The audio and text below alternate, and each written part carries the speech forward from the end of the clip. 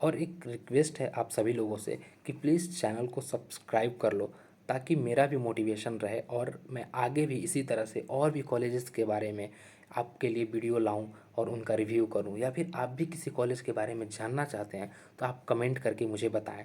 तो please channel को subscribe कर लेना। सेंट्रल यूनिवर्सिटी ऑफ राजस्थान में जो डिपार्टमेंट ऑफ स्टैटिस्टिक्स है उसका मैं रिव्यू करने वाला हूँ। यानी कि जो एमएससी स्टैटिस्टिक्स का डिपार्टमेंट है उसका जो बीएससी एमएससी दो बैचेज जो हैं उन सारे चीज़ों के बारे में हम लोग जानेंगे कि वहाँ का कट ऑफ क्या जाता है, वहाँ का एकेडमिक्स कैसा है, फैकल्टीज़ कैसी हैं, प्लेसमेंट अपॉर्चुनिटीज़ क्या है, और भी जो सिलेबस वगैरह हुआ, तो इन सारी चीज़ों पे हम लोग बात करेंगे। और उससे आपको एक आइडिया मिलेगा कि आपको वहाँ पे एडमिशन लेना चाहिए या नहीं लेना चाहिए और आपके लिए वो कैसा रहेगा। इन सारे कुछ पे हम लोग जो है बात करेंगे एक एक करके। मैं एक चीज़ बता देता हूँ कि इससे पहले एक वीडियो मैंने अपलोड किया था जिसमें वो शिवराज का ऑफिशियल वीडियो था। यानी कि सेंट्रल यूनिवर्सिटी ऑफ राजस्थान के बारे में उसमें बताया था कि जो कैंपस कैसा है, कितने कौन कौन से प्रोग्राम ऑफर्ड होते हैं, और भी हॉस्टल वगैरह मेस फूड बारे में, एक्स्ट्रा करिकुलम फैसिलिटीज़, सब कुछ उस वीडियो में बताया गया है। तो अगर आप सेंट्रल यूनिवर्सिटी ऑफ राजस्थान के बारे में जानना चाहते हैं तो उस वीडियो को ज़रूर देखना। मैं उसका लिंक डिस्क्रिप्शन बॉक्स में भी दे दूंगा, आप वहाँ से भी जाके चेक कर लेना।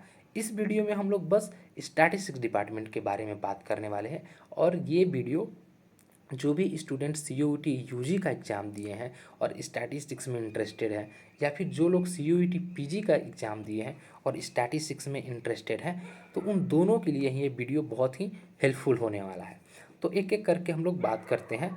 और सबसे पहले मैं थोड़ा सा शिवराज के बारे में बताता हूँ, उसके बाद हम लोग डिपार्टमेंट ऑफ स्टैटिस्टिक्स पे ही बात करेंगे।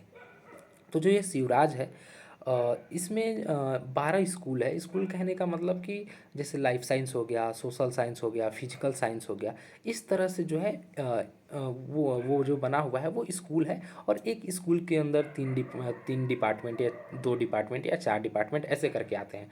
उसी तरह से वहाँ पे एक स्कूल है मैथमेटिक्स, कंप्यूटर साइंस, स्टैटिस्टिक्स और कंप्यूटेशनल साइंस करके, जिसके अंडर में हमारा स्टैटिस्टिक्स डिपार्टमेंट भी आता है।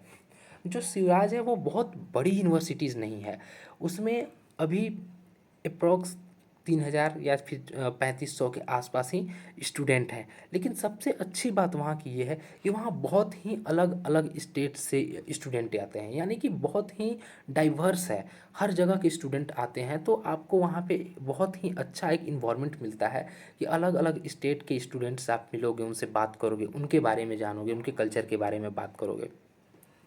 और जो ये सेंट्रल यूनिवर्सिटी ऑफ राजस्थान है, ये पार्लियामेंट से जो 2009 में पास हुआ था उसी टाइम का यूनिवर्सिटी है, नई यूनिवर्सिटी में है।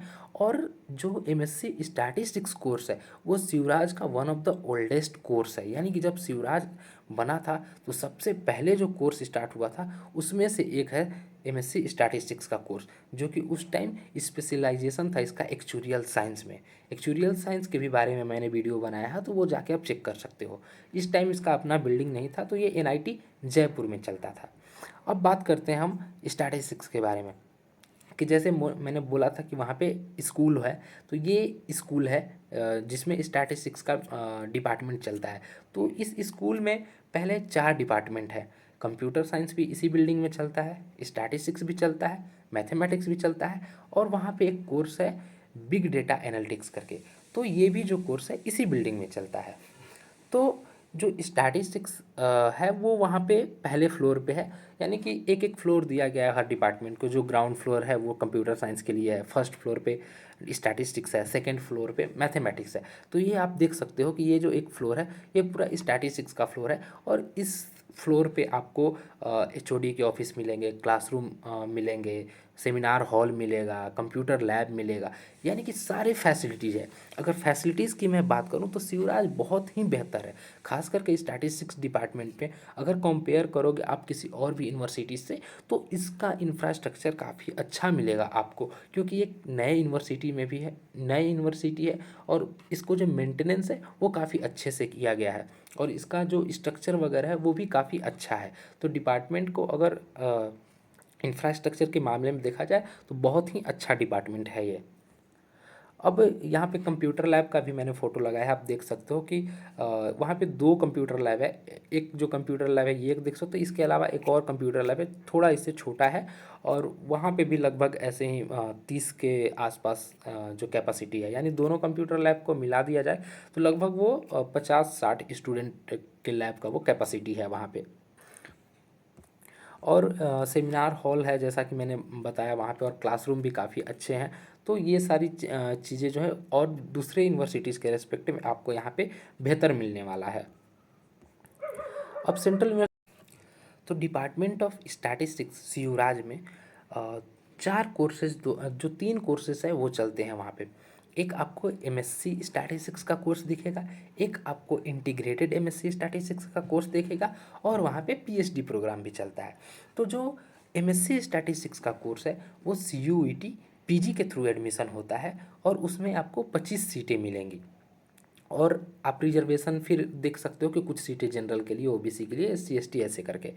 और फिर वहाँ पे एक आपको इंटीग्रेटेड एमएससी स्टैटिस्टिक्स का कोर्स मिलेगा, जो कि सीयूईटी यूजी के थ्रू एडमिशन होता है, और उसमें 30 सीटें हैं।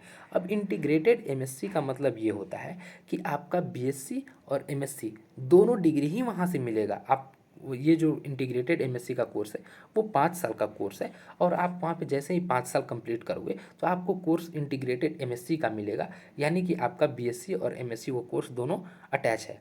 लेकिन यहाँ पे एक और बेनिफिट है कि अगर आपने वहाँ पे 3 साल कंप्लीट किया, अगर आपने इंटीग्रेटेड एमएससी स्टैटिस्टिक्स में एडमिशन लिया है और आपने 3 साल कंप्लीट कर लिया, उसके बाद आप चाहते हो कि आपको कोई और अपॉर्चुनिटी अच्छा मिल गया, लाइक आपने आईआईटी जैम निकाल के में अच्छा नंबर ला दिया और आईआईटी में जाना चाहते हो, तो आप यहाँ से बस बीएससी का डिग्री लेके भी एग्जिट ले सकते हो।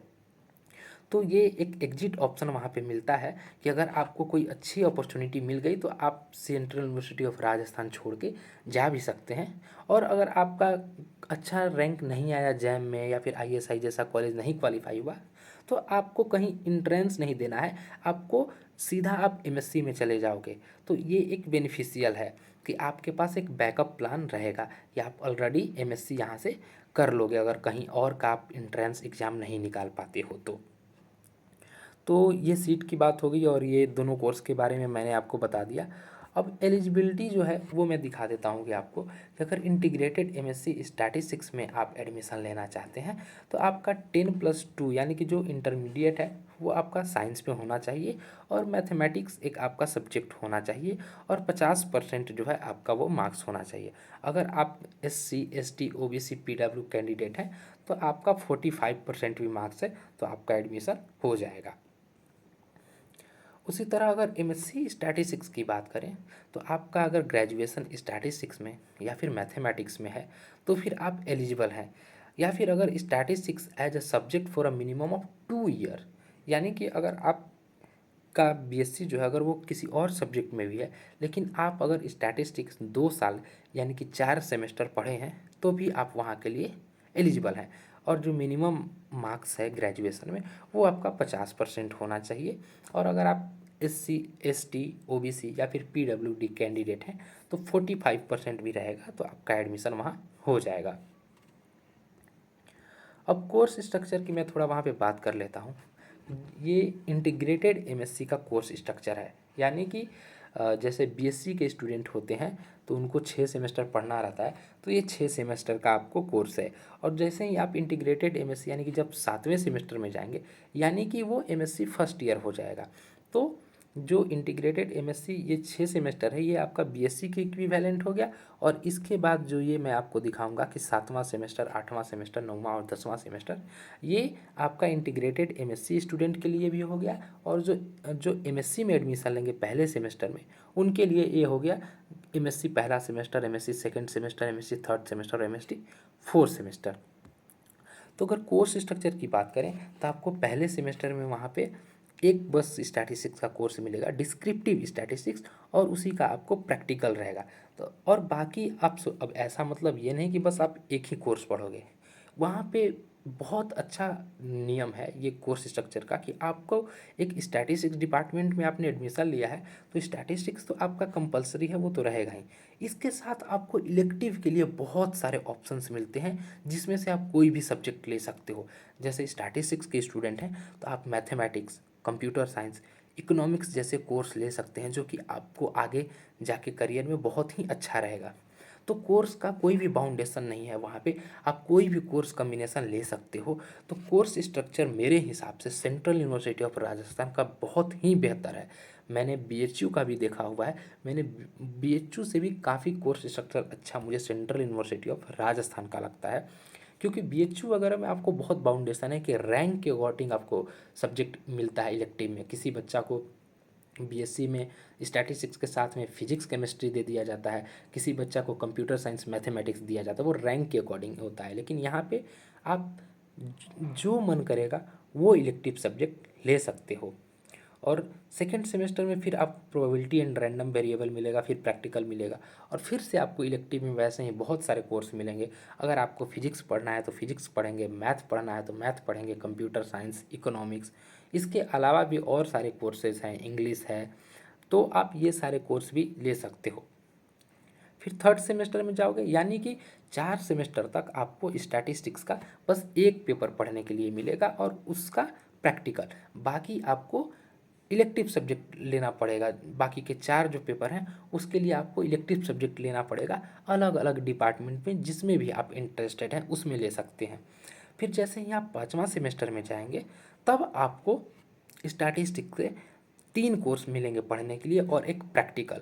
जैसे कि 5वां सेमेस्टर में यहाँ पे सैम्पल सर्वे है, अप्लाइड स्टैटिस्टिक्स है, और फिर डिजाइन ऑफ एक्सपेरिमेंट और थ्योरी ऑफ एट्रीब्यूट्स, और फिर प्रैक्टिकल है, और फिर आपको इलेक्टिव है, जो मन चाहेंगे वो ले सकते हैं। उसी तरह फिर आपको 6वें सेमेस्टर में वहाँ पे operation research, reliability and survival analysis जैसे पेपर, स्टैटिस्टिकल इन्फेरेंस जैसे पेपर आपको पढ़ने के लिए मिलेंगे, और फिर इलेक्टिव सब्जेक्ट में आप अपने अकॉर्डिंग ले सकते हैं। फिर 7वां, 8वां, 9वां, इन तीनों सेमेस्टर में भी आप देख सकते हो। और अब आप अगर एमएससी में वहाँ एडमिशन लेते हो तो ये इंटीग्रेटेड एमएससी 7 सेमेस्टर का जो कोर्स है वो आपके लिए एमएससी फर्स्ट सेमेस्टर का कोर्स हो जाएगा। तो ये भी आपके स्क्रीन पे दिया हुआ है और आप एक बार इसको पॉज करके देख सकते हो। और यहाँ पे एक ख़ास बात है कि जो 10th सेमेस्टर है ये यहाँ पे ये जो है कुछ 1-2 साल पुराना ये जो है सिलेबस है। अभी क्या हुआ है पिछले साल से वहाँ पे कि जैसे ही आप 10th सेमेस्टर में जाओगे या फिर एमएससी 4th सेमेस्टर में जाओगे तो वहाँ सारा का सारा बस प्रोजेक्ट है लास्ट सेमेस्टर में। यहाँ पे इलेक्टिव लिखा है क्योंकि ये पुराना सिलेबस है, लेकिन वहाँ पे लास्ट सेमेस्टर में बिल्कुल पढ़ाई नहीं होती है। आपको अपने टीचर के अंडर में, यानी कि जो भी आपको सुपरवाइज़र अलॉट होगा उसके अंडर में आपको प्रोजेक्ट करना रहेगा। यानी कि आप 6 महीने तक किसी बहुत बढ़िया प्रोजेक्ट पे टीचर के अंडर में वहाँ पे प्रोजेक्ट कर सकते हो। तो ये एक बहुत ही अच्छा वहाँ का है कि अगर आपको कोई इंटर्नशिप मिल गया तो आप इंटर्नशिप जाके कर सकते हो, नहीं तो अपने टीचर के अंडर में एक अच्छे प्रोजेक्ट को करोगे और आपका प्रोजेक्ट अच्छा रहा तो आप उसे पब्लिश भी करवा सकते हो। और अब हम लोग फैकल्टी मेंबर के बारे में बात करते हैं। तो डिपार्टमेंट ऑफ स्टैटिस्टिक्स में अभी के टाइम पे टोटल 7 फैकल्टी मेंबर हैं। 1-2 सीट्स यहाँ पे वैकेंट है अभी, तो मतलब आने वाले टाइम पे हो सकता है कि यहाँ पे 2-3 फैकल्टी और भी मिल जाए, लेकिन करेंटली अभी इनकी वेबसाइट पे भी बस 7 फैकल्टी दिखा रहा है। और मैंने अपने फ्रेंड से भी बात किया हुआ है तो अभी के टाइम पे बस 7 फैकल्टी वहाँ पे हैं। ये आपके परमानेंट फैकल्टी हैं। तो देखो फैकल्टी वगैरह भी वहाँ पे अच्छी हैं, ये नहीं बोलूँगा कि मतलब नहीं एकदम बेकार है ये हो। सारे फैकल्टी आपके टाइम पे आएंगे, अपने आपके क्लास लेंगे, जो भी सिलेबस है वो पढ़ाएंगे। लेकिन एक बात देखो, चाहे आप सेंट्रल यूनिवर्सिटी ऑफ राजस्थान में जाओ, चाहे आप बीएचयू में जाओ, चाहे आप एचसीयू में जाओ, आप कहीं के भी स्टूडेंट से बात करोगे कोई ये नहीं बोलेगा कि सारे फैकल्टी यहाँ पे अच्छे हैं, बहुत अच्छी पढ़ाई होती है। आज के टाइम पे आईआईटी आईएसआई के भी स्टूडेंट से बात करने पे पता चलता है कि हाँ यार हम लोग भी यूट्यूब से ही पढ़ते हैं। मैक्सिमम जगह अगर बात किया जाए, कुछ इंस्टीट्यूट को छोड़ दिया जाए, तो आपको बच्चे यूट्यूब से ही पढ़ते हैं और हर जगह कुछ फैकल्टी अच्छे मिलते हैं, कुछ फैकल्टी अच्छी नहीं मिलती है। तो वहीं सेंट्रल यूनिवर्सिटी ऑफ राजस्थान में भी है, कुछ फैकल्टी आपको बहुत अच्छी मिलेंगी जो कि आपके सब्जेक्ट्स को बहुत अच्छे से पढ़ाएंगे, आपके नोट्स भी बनाएंगे। और कुछ फैकल्टी हो सकता है कि हाँ एवरेज हैं, ठीक है, क्लास आ रहे हैं, पढ़ा रहे हैं, लेकिन उतना कुछ समझ में नहीं आ रहा है। लेकिन सारे फैकल्टीज़ आएंगे पढ़ाने के लिए, ये है। और जो भी उनका सिलेबस है वो सारा कुछ आपको कंप्लीट कराएंगे, तभी एग्जामिनेशन वगैरह होगा। तो ये सब काफ़ी वहाँ पे अच्छे से होता है। और अटेंडेंस का वहाँ पे बहुत ही मतलब कंपलसरी है एक टाइप से। जैसे कि होता है कि 75% है, लेकिन बाकी कॉलेजेज में, कुछ कॉलेजेज में, मैक्सिमम कॉलेज में मैनेज हो जाता है कि हाँ चलो टीचर्स भी मान गए, ऐसे वैसे जैसे तैसे हो गया। लेकिन सेंट्रल यूनिवर्सिटी ऑफ राजस्थान में अटेंडेंस बहुत मायने रखता है और वहाँ फैकल्टीज जो है अटेंडेंस को बहुत सीरियसली लेते हैं। अगर आपका 65 66 तक है तो मेडिकल लगा के ठीक कर लोगे, लेकिन अगर आपका बिलो 60 हो गया तो फिर सच में वहाँ पे एग्जामिनेशन में नहीं बैठ पाओगे आप। तो अगर आप चाहते हो कि मुझे क्लास नहीं जाना है, मुझे क्लास उतना अटेंड नहीं करना है, तो सेंट्रल यूनिवर्सिटी ऑफ राजस्थान बिल्कुल भी आपके लिए नहीं है, क्योंकि वहाँ पे अटेंडेंस के लिए बहुत सीरियस लोग रहते हैं। अब मैं आपको कट ऑफ वगैरह के बारे में बता दूं कि जैसे CUET PG का एग्जामिनेशन है, तो पिछले बार ये 400 का पेपर हुआ था, और जिसमें से लगभग मतलब अगर कोई जनरल कैंडिडेट है तो उसका 80 मार्क्स, 90 मार्क्स, OBC कैंडिडेट है तो लगभग 70 मार्क्स। यानी आप बोल सकते हो जनरल और OBC के लिए पिछली बार 70 से लेके 100 के बीच में अगर मार्क्स था तो बहुत ही आराम से एडमिशन हो गया था। यानी कि अगर 80 नंबर भी है, 70 नंबर भी है, 70 नंबर भी मान के चलो, तो पिछली बार हो गया था लास्ट आते आते। क्योंकि स्टार्टिंग में जिनके ज़्यादा नंबर होते हैं वो भी रजिस्टर कर देते हैं तो कट ऑफ ज़्यादा जाता है, लेकिन वो सीट छोड़ देते हैं तो फिर लास्ट में आते आते सीट भी नहीं भर पाती हैं, ये भी हो जाता है। तो अगर इस बार की बात करें तो 300 नंबर का पेपर है। तो मेरा मानना है कि अगर आप जनरल कैटेगरी में हो या फिर OBC कैटेगरी में हो, तो अगर आपका 70-75 नंबर है तो आपके बहुत अच्छे चांसेस हैं कि आपका सेंट्रल यूनिवर्सिटी ऑफ राजस्थान में एडमिशन हो जाएगा। और अगर आप SC ST कैटेगरी में भी हो तो अगर आपके 55 से 60 नंबर हैं तो आपके बहुत अच्छे चांसेस हैं कि सेंट्रल यूनिवर्सिटी ऑफ राजस्थान में आपका एडमिशन हो जाएगा। और एक प्लेसमेंट की बात हुई तो देखो मैं एकदम ट्रूली बता रहा हूँ कि प्लेसमेंट देखो वहाँ पे नहीं है। अगर आप वहाँ स्टैटिस्टिक्स की बात करो या फिर मैथमेटिक्स की बात करो या फिर कंप्यूटर साइंस की बात करो या फिर आप बिग डेटा एनालिटिक्स की भी बात करो, तो प्लेसमेंट वहाँ पे नहीं है। अगर आपको कहीं गूगल पे किसी वेबसाइट पे दिखता है कि प्लेसमेंट दिखा रहा है, अच्छा प्लेसमेंट है, तो ये सारी भ्रम में मत रहना। इन सब चीज़ों में प्लेसमेंट देखो नहीं होता है। हालांकि वहाँ पे जो वाइस चांसलर आए हुए हैं तो अब वो कोशिश में लगे हुए हैं कि कुछ कंपनीज आए, तो इक्का दुक्का कोई कंपनीज आ जाती हैं जो कि बस ऐसा नहीं कि वो स्टैटिस्टिक्स के लिए आएंगी। वो एक दो कंपनी कोई अगर आ भी गई तो उसमें सारे बीटेक के स्टूडेंट बैठते हैं, सारे स्टैटिस्टिक्स BDA सब स्टूडेंट्स बैठते हैं। तो आप मान के चलना कि प्लेसमेंट वहाँ नहीं होती है। कोई बोले तो इस भ्रम में मत रहना। और मैं आगे भी अगर आप चाहती हो कि और भी कॉलेज के बारे में रिव्यू करूं, उनके बारे में सारे डिटेल्स दूं आपको, तो प्लीज़ आप कमेंट करना और चैनल को सब्सक्राइब कर लेना। प्लीज़ ये रिक्वेस्ट है कि चैनल को सब्सक्राइब कर लो, ताकि मैं आगे भी और इसी तरह से आपके लिए इन्फॉर्मेटिव वीडियो लेके आऊँ। और कोई भी डाउट हो, सेंट्रल यूनिवर्सिटी ऑफ राजस्थान से रिलेटेड कोई जानकारी चाहिए या फिर स्टैटिस्टिक्स फील्ड में आपको किसी भी टाइप का कोई भी नॉलेज चाहिए, कोई भी जानकारी चाहिए, तो आप कमेंट करो। I am here to help you all.